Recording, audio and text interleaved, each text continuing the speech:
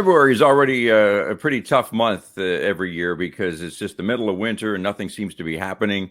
But the one good thing about February for sports fans is that there are lots of all-star games at the professional level. And this past weekend, we had the NHL All-Star Weekend in Toronto. The NFL Pro Bowl was in Orlando. The NBA All-Star Weekend is coming up in about a week and a half. And we just thought it'd be fun to just sort of talk about what we all think of all of these all-star games and what's good about them, what's bad about them, and what our opinions are. And welcome to What Do You Know About Sports? Gary Jeffries, Lance Roberts, and myself, Randy Steinman. And fellas, hope you had a good all-star weekend in Toronto there. What did you think of the festivities in Toronto? It looked like a pretty good event.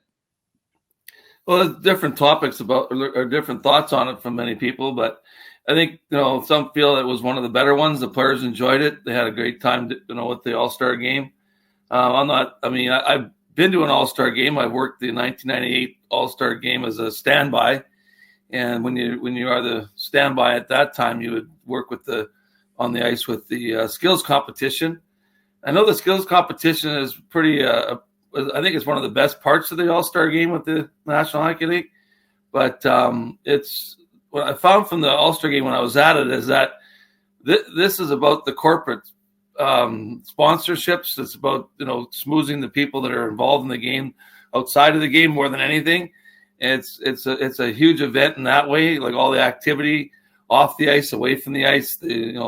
These types of things are a huge part of the All-Star game. Mm-hmm. Yeah, as far as the hockey All-Star game, I guess it's where you set the bar. My bar is set pretty low going into this thing. From what I've seen the last number of years, I just didn't enjoy it very much. I thought it was kind of hokey, but I think with that in mind, I think this was much better. I watched each night, or each day and night. The Thursday, I thought they did a good job with the draft. Having the girls involved with 3-on-3, I really liked. And then the skills competition. It was a legitimate skills competition with a big prize. And they got their guy, they got their man that won it. I think that's who we all wanted to see win that thing. And then the games are the games. I watched them. I thought the final was a little more competitive than the two semifinals, but overall, I thought it was much better, and I enjoyed it this year. Yeah, I'll be honest. I'd really lost interest in the NHL All-Star Game years ago. I don't know if you remember some of those ridiculous scores from, 15, 20 years ago, when, the final scores of the All-Star Game were like 18-16. And it was just a game of shinny, and there wasn't really anything enjoyable about it. And I'd sort of lost interest over the years. Apparently, from what I'd read, Gary Bettman went to Connor McDavid in the last year and asked him, how can we make this event better? And McDavid had, I guess, some good suggestions, and some of those suggestions were apparently used this year in Toronto. And by all accounts, it was pretty good. I did watch the skills competition the one night. I didn't see the game itself, but the skills competition, what I saw, the fastest skater, which McDavid won, the shooting competition, and the passing, it was terrific. Although I don't know if you saw the some of the backlash that Nikita Kucherov got for just sort of being very disinterested during his competition. He got booed, and that didn't go over very well. I know. Not quite sure what was going on there, but Lance. Well, they beat them the year before, or they beat them in the playoffs. That was what that was all about. Yeah, but I mean, he deserved it. He deserved it. He came out in the passing competition. He missed the first couple of shots and he gave up. Yeah, and so I'm glad the fans got after him. I was too. I was really disappointed in him.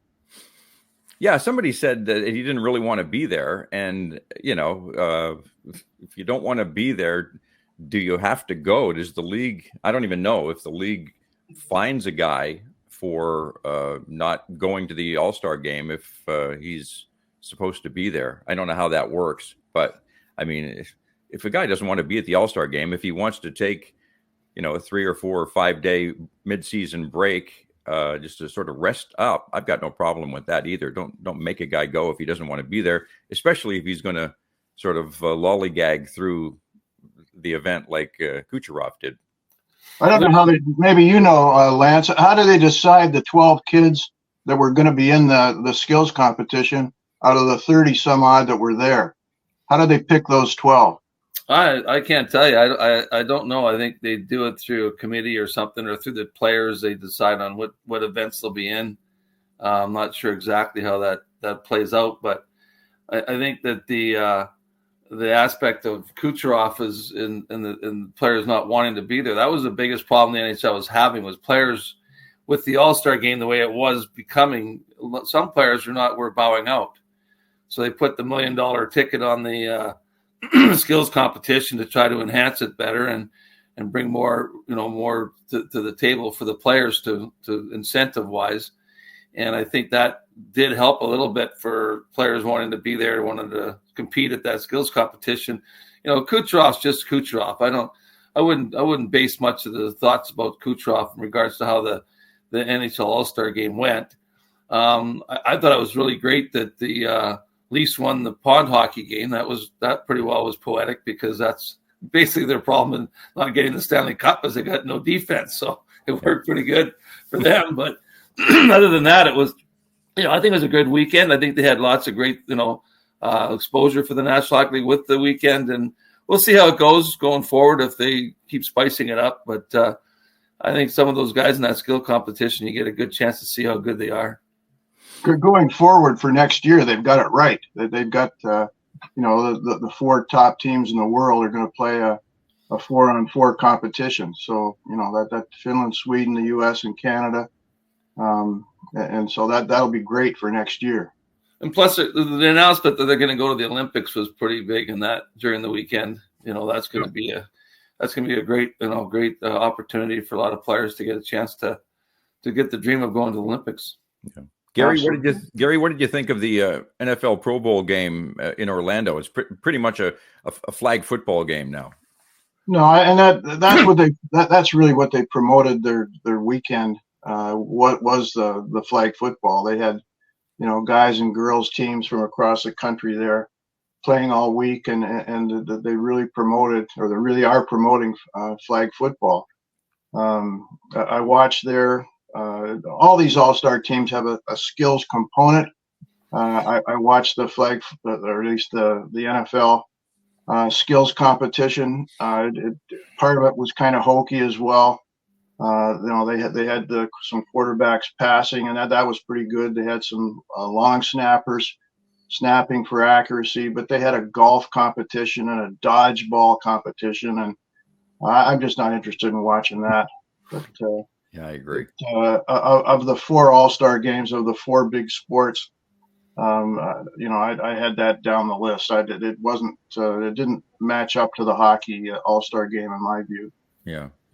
And I'm the same with the NBA All-Star game here in a week and a half. The dunk competition was pretty cool when it first started back, I don't know, 25 years ago. But it's just sort of become old to me, and I won't watch any of it in Indianapolis. Well, the biggest problem with the All-Star games in the past was the thought process of some players' injury factors that would come into play, right? So it's really difficult to have a real game, a real All-Star game, as opposed to the old days when you had the winner of the Stanley Cup. In those days, which primarily was Montreal Canadiens, would play an All-Star team, and they really played for real, right? Mm-hmm. Now it's difficult to have an actual All-Star game. Like even in baseball, I mean, the biggest thing is the home run derby is a big thing. And, they do play an actual game, which is, I think, is something that you could do in baseball and not have that big, and they're playing for who gets home advantage in the playoffs in baseball for the World Series. But the biggest thing is that it's tough to put together something that's, show the sport, showcase the sport without having an actual game. It's tough to do, but I think they're trying to pull it off in some ways. The fans love it. It doesn't matter what we think; it's what the fans like. Mm-hmm. And I think the fans really enjoyed the Pro Bowl All-Star game, and I think they are flag football game, and I think a lot of fans love to watch the NHL All-Star festivities they had there. Yeah. I mean, if you're a Bieber fan, it was great, actually, the All-Star game for the NHL. Yeah. That pink outfit he had on. So yeah. It's hard to determine what is best for an All-Star game right now. Yeah. I think. Sorry, go ahead, Rand. I was just going to say, let's be honest here too. I think All-Star games are really meant almost more for kids, teenagers than anybody else. I mean, guys like us, they're not trying to, interest us so much with these events. I think they're mainly aiming for the kids to sort of build interest in their league and their sport, and I think they do that pretty well. Yeah, I think you mentioned baseball. I by far, in my view, that's the best All-Star game. Yeah. In baseball, you can't hide. It's a team sport, but when that ground balls hit you, you don't have anybody to help you field it. You have to field it and you have to throw it. When you step into the batter's box, they're not throwing lollipops up there. It's not a batting practice pitcher. They're still throwing 98, 99. So it's a competition. You got to get in there, and you don't want to look foolish. They don't want to be embarrassed. So in baseball, they go at it. It's a good game, and as Lance said, the winner gets a home field advantage in the World Series. So that's worth playing for too. But you can't hide in baseball. It's a good All-Star game in my view. Yeah, still my favorite. Absolutely, every summer. That's must-see TV for me. Hey, guys, I want to mention, this is a good time to mention it because we're going to change topics here. But if anyone would like to contact us, they can email us at whaddyaknowaboutsports@gmail.com. And we actually did have a couple of emails this week. And they were real nice. One was from a former colleague of mine in Kitchener-Waterloo there, Paul Francis Cuddy. He just had some nice comments about the show. Another emailer was a gentleman named Stan. Stan didn't leave his last name, and I'm not sure where he's from, but he had some great suggestions and some topic ideas. And one of his topic ideas was, I'd like to see you guys talk about your favorite sports radio and TV play-by-play guys. We were sort of commenting on announcers last week when we were talking about the PWHL, and Stan was wondering about who some of our favorites are. And yeah, great topic. I'll throw it out to you guys who some of your favorites are over the years. Yeah, this is a fun topic. When you mentioned it, that Stan had written in, I started jotting down, some of the announcers that I've enjoyed over the years, and I'll start it off with some guys that are really important to me back in the day, and that's in CIS and U Sport. Mike Hogan, he did our games back when we won the Vanier Cup. Did a great job. I can go back as far as Norm Marshall and Paul Hendrick when they used to be on CHCH. Yep. And did the CIS games. Tim McAuliffe and Sid Sixero on Sportsnet. All great guys, and they really did a good job with university sport. Going forward in the professional ranks with the new PWHL, Daniela Ponticelli is her name. She's a girl that does the Toronto games, and she is terrific. I watched again on the weekend, and she does a terrific job. In football, Rod Smith, Dwayne Ford, and Glenn Suter in the CFL. Terrific. NFL, Joe Buck and Troy Aikman. I like them. Jim Nantz, I like Jim Nantz. In football, I like him in the golf. Yep. I think he's a terrific announcer. John Madden was one of the best ever in the NFL. NHL, Joe Bowen, without question. Joe Bowen I could listen to all day. I wish he was on TV. And then you can go back to Bob Cole and the Foster Hewitt, Bill Hewitt, Danny Gallivan. Major League Baseball, Dan Schulman and Buck. I don't think you like Buck much, Randy, but Dan Schulman, he's a real pro. Yeah.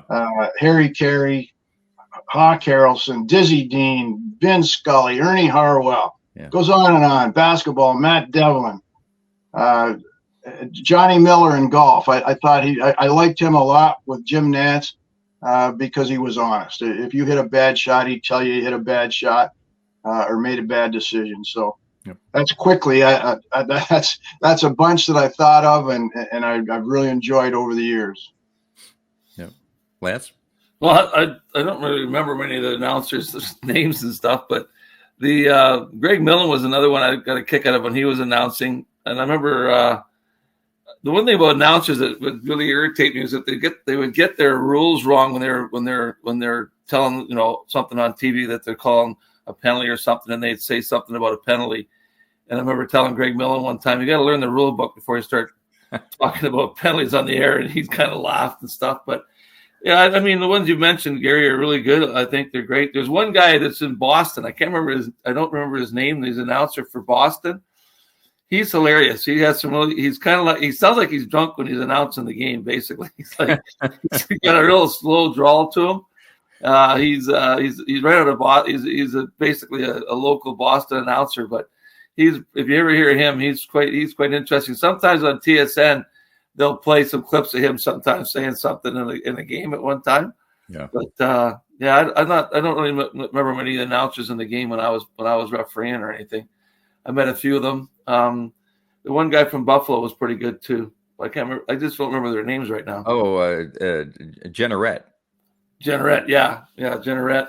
And there was some ex-players too are pretty good to listen to in the NHL for announcers. Yeah, I always enjoy hearing ex-players in the booth just because they've got an insight that, obviously, schmucks like me who are professional broadcasters, we can't bring that insight because, we weren't on the field or on the ice in actual NHL or MLB or NFL games. So, but yeah, Gary, the ones you mentioned, you hit a lot of the same ones as I was going to mention. Danny Gallivan, for me, that voice of the 60s and 70s, the Montreal Canadiens games with Danny Gallivan. I mean, I'll just never forget the sound of his voice and how perfect it was for hockey in my youth as I was a kid growing up. Danny Gallivan, he was just absolutely perfect with the cannonading drives and all of that. I don't know if you remember a guy named Dan Kelly, who was a Canadian. He was from Ottawa, but he was the St. Louis Blues radio announcer back in the 60s and 70s when the Blues were an expansion team. And talk about, life-shaping things. I was a 10-year-old kid, and I would sit in bed at night with my little transistor radio listening to Dan Kelly call St. Louis Blues games. And it just, back then, KMOX radio just used to just blow into Preston, Ontario like a freight train. The signal was so good. And I would sit there at night with my little earplugs in, listening to Dan Kelly call the St. Louis Blues, and wake up the next morning and the radio batteries were dead because I had fallen asleep listening to Dan Kelly. And I'll just never forget that guy. I mean, he was fantastic. One of the best play-by-play guys ever in hockey history. And just other guys like football, Pat Summerall and John Madden. You mentioned Madden, Gary. The old days of Cosell and Gifford and Meredith on the first Monday night football games, obviously. Keith Jackson doing college games was great. And baseball, you mentioned Harwell, Jack Buck, of course, Vin Scully, and Garagiola and Kubek during the NBC Game of the Week back in the 70s was always a big deal for me. And more recently, Dan Schulman. I think Dan Schulman, a Canadian guy, I think he's probably the best in baseball along with John Miller these days. just fantastic baseball announcers these days. With Ron McLean a lot. Like I go back a long ways with him, so I've known him for years since he was. He used to be the color, or not the color. He used to be the weatherman in Red Deer, and he used to do the announcements of the penalties and that at the Red Deer Wrestler games. I used to work those games all the time. He has a book out. I'm in the book, and he was talking about the days that he'd see me referee in those days. But I've known him for a long time, and I think there's a lot of flack about he put Don Cherry under the bus and stuff. But I think that some of the stuff he's done with hockey over the years has been pretty spectacular. But the one guy that I really, really think is a really strong analyst is Kevin Biesca when it comes to hockey. He knows his stuff, and he says some good stuff on there, and he's not afraid to say the truth about it. And like you said about Cousins there. That one, in regards to Cousins, the one thing he really put him out there to talk about how he, turtling and stuff that he did there and how he hit that guy from behind, right? So those things are kind of neat from Biesca. I like listening to him. Yeah, I enjoy him too. He tells it the way it is. He's really good. Randy, I should have mentioned when I was talking about going back in time and U Sport, yourself and Darren Stevenson, although you didn't call the games, you two guys were tremendous supporters and have been for many, many years of Laurier sport and particularly Laurier football. So I appreciate the heck out of you guys as well. Yeah, thanks, Gary. I didn't do a whole lot of play-by-play. I did some hockey back in the early 80s. I did some Cambridge Hornets games and some Guelph Platers games when the Platers were first in the OHL in 82, 83. I did them for a year or two. So that was my venture into play-by-play, but I enjoyed it. It was a lot of fun.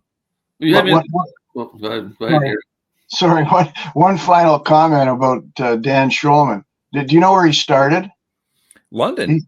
He was on doing University of Western Ontario basketball on the stage in Alumni Hall at Western, and that's where he got his start. I want to say back in the early 90s that I was driving back and forth past London quite a bit. And I want to say a couple of times I heard Dan Schulman calling Western football games and remember thinking, wow, this guy is really good for, a university radio station in London, Ontario. I'm pretty sure it was Dan Schulman. And that would have been about 1990, 1991. Which I think he was there then. I honestly don't know, but it would have been in the 90s. Yeah, he may have done football. I don't know. I just remember him up on the stage at Alumni Hall. Yeah, but whoever this guy was, and it probably was Schulman, he was really good. And I remember thinking, man, that guy is way too good to be doing, University of Western Ontario football. That guy belongs in the pros. So, yeah, it's a fun topic. I can talk about old time sports announcers until I'm blue in the face. So, well, I was the color commentator for the Rangers. Randy, you got me that job there for 2 years. That was a lot of fun. Yeah, I remember that too. Yeah, that was good until Peter DeBoer got rid of me because I wouldn't favor his hockey team. No, I'm just kidding. I'll tell you what. It's Gary. You mentioned Joe Buck, and Joe Buck takes a lot of criticism. I notice online and in comment sections. I think Joe Buck is really good. So do I. Yeah. But it is a lot tougher than what it appears to be. Like to call a game and to see it with your own eyes, and then to be able to paint a picture. It's hard. And the same with color commentary. I mean, you look at a guy like Collingsworth, who's, between plays is drawing up exactly what happened 15, 20 seconds earlier with the little diagrams and stuff. That's a real skill. It's very difficult. And for people who do it well, I tip my hat to them because it's hard. Let's move on, fellas. We want to talk about the Super Bowl, which is coming up here in a few days. Kansas City and San Francisco. At this moment, the 49ers are favored by 2, but it has all the appearances of being a terrific game. It's being held in Las Vegas this year. Just want to know what you guys think as we head into what should be, hopefully, an entertaining Super Bowl game. Well, I'm looking forward to it. I think it'll be a great game. I'm looking forward to see how Patrick Mahomes plays. I think that if he can really put on a show there in this Super Bowl, he's actually going to get some of the critics off his back, that he may be one of the greatest quarterbacks ever if he can pull it off. I'm looking forward to seeing a lot of the 49ers at Purdy. I think he's going to put on a show, and that McCaffrey is going to be great to watch in that game also. And, of course, you got to worry about whether Taylor Smith's there or not. That'll be very important. Yeah. Yeah, I'm with you, Lance. I'm really looking forward to this one. For me, there's no villain in this one. I can't say I really like that team, and I really dislike that team. I like the storylines in both with both teams. Certainly, as you said, Mahomes. He's on a trajectory, to possibly be the best ever. He's still young. He's done some amazing things thus far. To win 2 in a row would be, that hasn't been done for quite some time. With the weapons he has, and certainly the Kelsey story, and as you mentioned, Taylor Swift. They're an awesome football team. Andy Reid, going to go down as one of the great coaches, a Hall of Famer all time. And then on the other side, I love the Purdy story. Mr. Irrelevant. The last kid chosen in the draft, yeah. And here he is in his second season. Taking his team to the Super Bowl, and he's got some awesome weapons, and certainly McCaffrey. He's a dandy. The kid can, he does everything well, catching the ball out of the backfield and running the football. And Shanahan, it's a big deal for him, the head coach. He's been to the championship game here 4 or 5 times, but he hasn't had a lot of success. And he's the OC from that Atlanta team that collapsed in the fourth quarter there a few years ago, and lost to New England. So he hasn't had a great record on the big stage, and so this is a big one for him. And you can certainly look to their defensive coordinator. You know that Spagnuolo is going to have that defense ready. I think it's going to be a heck of a football game, and I can't wait for it. Yeah, I was a 49ers fan as a kid, so I've got a pull for them. And Gary, you said there's really no villains here, and you're right. Although I have to admit, it's funny how quickly you grow tired of teams being good.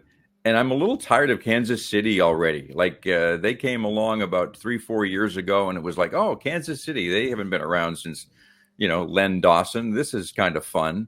And already in 3 years, I'm just a little bit tired of the Chiefs. So I totally have respect for Mahomes and Kelsey and all those guys and what they can do. I guess I'm just a little tired of them. And being a 49ers fan when I was growing up, I got to cheer for San Francisco this weekend. So you're tired of the winners. I get tired of winners really easily. Cheer for losers. Yeah, no, I'm a big fan of underdogs and teams that haven't been there before, and that's why I'm pulling for the Detroit Lions and I'm pulling for the Buffalo Bills just because those organizations just need something good to happen, and all the respect in the world to Kansas City and for New England for those 20 years that they were great. But after a while, it's like, okay, let's get somebody new in there to root for, to beat these guys and knock them off. It's a reason, Randy. I've never won any money betting. I'm the worst ever, and the reason being Kansas City. My head tells me Kansas City should win this football game. Me too. My heart tells me I want San Francisco and the underdog and the Purdy story, and so I would end up betting San Francisco, and ultimately, I think you should go with your head, but I've never done that. Yeah. No, I'm with you. My head says Kansas City. My heart is saying San Francisco. I'm not going to be betting on the game. I just want to see an exciting game. I don't know if you remember some of those games back in the late 80s. You remember how it was a blowout every year, it seemed? There were games like the final score was, I don't know, 54-17 or something like that. And boy, those games were hard to watch. Yeah, there's so much parity now. You're going to get a good football game once you get to this point. Yeah, absolutely. You mentioned betting, and that's like that's huge with this. You see a lot of stuff about they can bet on how long the national anthem's going to go for. I know. You can bet on whether the singer will fall off the stage or something like that. It's incredible what they got out there for betting right now. Yeah, they're betting on the coin toss. They're betting on first call of the game. I mean, it's nuts. Yeah. And of course, where is this week's game? Las Vegas. Yeah. Perfect. Yeah, it's incredible. It's only perfect. All right, we got one more topic to discuss here today, and the Athletic recently polled NHL players anonymously and just asked them for their opinions of certain things to do with the NHL, and just want to throw some of these out there and just sort of get the opinions of both of you. The NHL players anonymously voted Connor McDavid as the best player in the NHL, and Andrei Vasilevsky of Tampa the best goaltender. What do you think about both of those choices?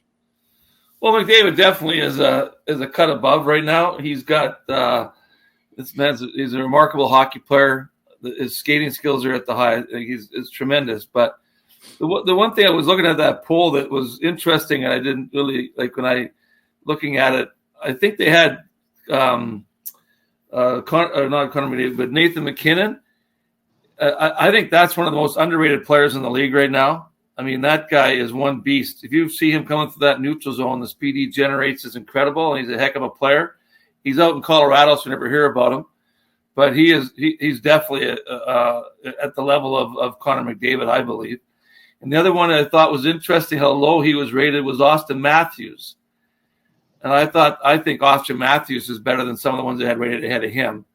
I think Austin Matthews is one of the best shooters in the game they've ever seen. One of those, he's kind of like a goal scorer like Gretzky was in some ways.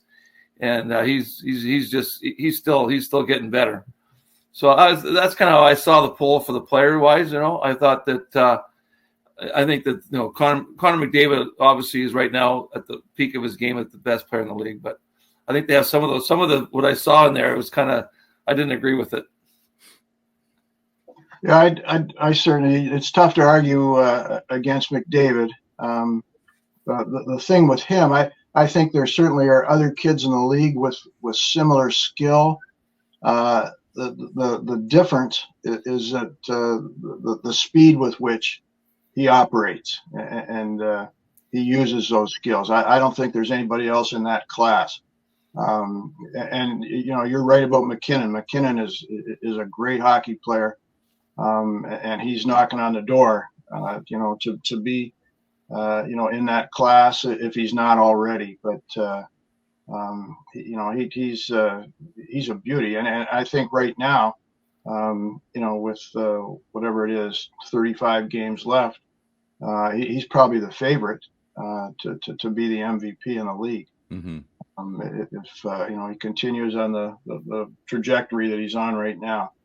McDavid's going to have to heck of a last 40 games or so. And I've written Kucherov off. Since that All-Star game, I have no use for him. Yeah. Interesting too that McDavid won the All-Star skills competition. He took home that check of for $1 million. So it was a good week for him. He wins that, and he's voted best player by his peers. So that's a pretty good week for Connor McDavid. For what it's worth, I didn't mention who the most overrated and underrated players were voted. Alexander Barkov of Florida voted most underrated, and Trevor Zegras of Anaheim most overrated. And I don't really know much about Zegras other than I've seen a couple of his highlight reel goals where he goes, that between the legs move to score. It's pretty good, but apparently NHL players don't think all that much of him. Well, Clayton, I watched it again in that 3-on-3. The kid that played with Matthews and Nylander, Clayton Keller. We never hear of the kid because he's down there in Arizona. But I think he has to go on that list of underrated. He's an American kid, and I think he's a terrific hockey player. A couple others that I would list in the underrated area, Zach Hyman. And boy, oh boy, since he's gone to Edmonton, he's absolutely been tremendous. And a kid down in Florida, again, a kid you haven't heard of a lot. Leafs had him at one point. I think they drafted him, Carter Verhaeghe, and I think he's probably another underrated hockey player. So those are the kids I'd put on that list. Overrated. Pierre-Luc Dubois. I don't know what he's thinking or what he's doing. He goes somewhere and he's okay, and then he wants out, and then he goes somewhere else and he wants out, and he's really done nothing down in LA, and so I think he came in with a great reputation, and I think it's faded here the last number of years. And sometimes you got to look at how do you rate them as their most valuable to a team. You take Sam Bennett with Florida. That guy is more valuable, I think, than the Tkachuk is. I mean, he can do it all. Fight. He can play tough. He's there it's like a Zach Hyman. He's got ability to score some goals. Third liners are so important to a hockey team. It's something that they're sort of you just never know who they you don't know these guys. And with the league being as big as it is now at 32 teams, there's so many players out there we never hear about until all of a sudden they get into the playoffs. And when you live in the Toronto vacuum, which of course is only about the Leafs, the Marner and the O'Reilly and that, you don't realize how many great players that are playing out there in other cities, and that's why the All-Star game is great, and these having a chance to see some of these guys. Yeah. Lance, quickly, Wes McCauley voted best ref by the players. Yeah. What did you think of that choice? I think it's great. I know Wes very well. I knew his dad hired me, John McCauley. I remember Wes as a kid. He has a great personality. He's a great individual. And I think, the qualities that you have to have as an official, he for communication with players and how to work with players. A lot of times officials don't, handing out unsportsmanlike conducts and that like chiclets sometimes is not going to make a better referee. So, he has the ability to talk to the players, work with players. Bill McCreary was probably the best referee I ever saw. Yeah. And he's on track to be in that category because Bill McCreary was, a referee that I worked with a lot in the playoffs and having the ability to understand the game, read the game, know the situations. There was none better than Bill McCreary. But Wes McCauley is in that classification too. Yeah, he's definitely the best referee right now in the National Hockey League. Yeah. I remember McCreary being voted by Team Canada and Team USA to referee the gold medal game in the Olympics one year. And wow, what a testament that the American players would vote to have a Canadian be the referee when they're about to play Canada. Well, that was the first time that a Canadian referee ever did a game with Canada in the final in the history of the Olympics. I did the final in the Spangler Cup in 2001 with Canada in the final, which was the first time that ever happened. Also, and I got my sweater in the Hall of Fame for that. But it was with Bill McCreary doing that was even more extraordinary than that happening. And you're right, the players knew who the best referee was. Yeah. Randy, you mentioned goaltenders there in the opening, and Vasilevsky as being the top one chosen by the players. The other guy that I would certainly put in that category is a kid out in Winnipeg, and that's Hellebuck. He's a tremendous goaltender, and I would think was pretty close to Vasilevsky. Just quickly, we've only got a couple of minutes, but I just want to throw these out there because they were on the poll. Best jerseys, Chicago. Best city to play in as a visiting player, Las Vegas. And worst city, Winnipeg. Any thoughts there? Lance, you were in Winnipeg for a while. Oh yeah, Winnipeg was quite cold. I remember one time flying into Winnipeg and to do a game there, and Dan McCord had been there for a week. And in Winnipeg, you have the underground malls are all over the place. You can pretty well not have to go outside at all. So when I went into the lobby and ran into Dan McCourt, he came up to me and he goes, "Lance, thank God you're here." He said, "I feel like a mole. I've been here for a week and I haven't seen any sunlight." He said, so he was it was pretty cold, like 40 below for the whole week he was there. It was, Winnipeg. I actually like going to Winnipeg. The fans are great. The city was really fun to go to. But yeah, it definitely would be on the bottom of the list for where any players would want to go to play in some ways. But I think that one of the best arenas that I was in, you had your Chicago, which was an exciting arena to be in without a doubt. But San Jose had some unbelievable fans in San Jose, and that was a great city to go to and play, and for hockey. It was a little sort of going. It was right off the path of downtown there, and you go downtown San Jose. It was a great vibrant city there, and the fans in that building were fantastic in San Jose. I really liked San Jose when I was refereeing. I don't know anything about the cities. I would think Nashville would be a fun place. Yeah, that's another one. Yeah, to play. As far as the jerseys, I don't think you can beat the Blackhawk jersey. I've always liked it. Detroit Red Wings as well. The original 6 teams. I think they're all the best. My favorite jersey, I think. Well, it's not really my favorite jersey, but the Islanders used to have a jersey with kind of a sailor on the front.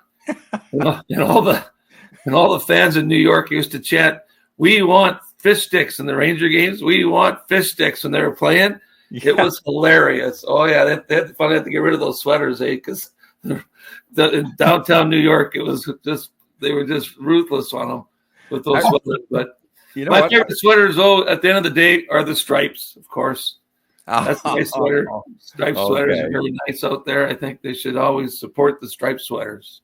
Yeah, I remember that Islanders. Yeah, he was like Captain Highliner or something. Yeah. That was hilarious. I never understood that. We want fish sticks, what they would chant. I'm with you, Gary. Anything original 6, absolutely. And there's just something about that Rangers old classic jersey with the word Rangers down the stripe, the diagonal stripe, the red, white, and blue, and just beautiful uniforms. Yeah, they're awesome. All right, fellas, we are out of time, and this has been just a lot of fun. So have a great week. Enjoy the Super Bowl. I should remind people, if you'd like to comment, please do. Like, subscribe, or comment on our show, and let us know what you think. And our email again is whaddyaknowaboutsports@gmail.com. Fellas, enjoy the Super Bowl, and we'll look forward to talking about that with you guys next week. Take care. Ciao. Take care, guys.